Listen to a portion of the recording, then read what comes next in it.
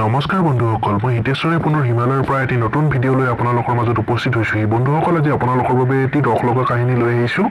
কাহিনীটো শুনি আপোনালোকে কেনে পাই জনাব। তেন্তে বলক আজি কথা পাতি ভিডিঅ'টো আৰম্ভ কৰোঁ। বহুদিন আগৰ কথা।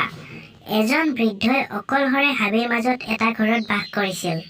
তেওঁৰ বয়স ৮০ বছৰমান আছিল। তেওঁ এজনী দীপ-লিপ ধুনীয়া ছোৱালী বিয়া পাতি আনিছিল। বিয়াৰ ৩ মাহমান পিছতেই তেওঁ তেওঁৰ বন্ধু এজনক কৈছিল যে বন্ধু, মই বাপেক হ'বলৈ ওলাইছোঁ।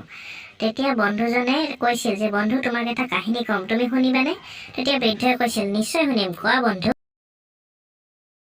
বৃদ্ধজনৰ বন্ধুজনে কোৱা কাহিনীটো এনেধৰণৰ। বহুদিন আগৰ কথা। এসময়ত এজন চিকাৰী আছিল। চিকাৰীজনৰ সকলো কথা পাহৰি যোৱা এটা বেমাৰ আছিল। এদিনাখন সেই চিকাৰলৈ বুলি ওলাই হাবিৰ মাজলৈ গৈ এটা বাঘৰ সৈতে মুখামুখি হ'ল। বাঘটো দেখি সি বন্দুকটো উলিয়ালে বাঘটো মাৰিবলৈ, কিন্তু দেখে যে সি বন্দুকটো অনা নাই, বন্দুকৰ সলনি ঘৰৰ ছাতিটোহে লৈ আহিছে।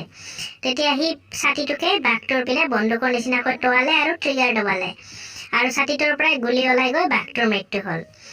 তেতিয়া লগে লগে বৃদ্ধজনে চিঞৰি উঠিল, হ'বই নোৱাৰে, তুমি মিছা কথা কৈছা, ছাতিৰ পৰা গুলী ওলাই যাব নোৱাৰে, অন্য কোনোবা চিকাৰীয়ে বাঘটো গুলিয়াইছে। তেতিয়া লগৰ বন্ধুজনে ক'লে, হয়, তুমি ঠিকেই ধৰিব পাৰিছা। বন্ধুসকল, আচলতে বন্ধুজনে বৃদ্ধজনক কি বুজাব বিচাৰিছিল আপোনালোকে কিবা বুজি পাইছেনে? যদি বুজি পাইছে কমেণ্ট বক্সত লিখি জনাবলৈ নাপাহৰিব। লগতে আমাৰ ভিডিঅ'টো লাইক কৰিব, শ্বেয়াৰ কৰিব, ছাবস্ক্ৰাইব কৰিব আমাৰ চেনেলটো, আৰু লগতে বেল আইকনটো নিশ্চয়কৈ প্ৰেছ কৰিব। পুনৰ লগ পাম আন এটি ভিডিঅ'ত। তেতিয়ালৈকে আপোনালোকৰ পৰা বিদায় লৈছোঁ। বন্ধুসকল, হাঁহি থাকিব, ভালে কুশলে থাকিব। ধন্যবাদ। জয় অসম।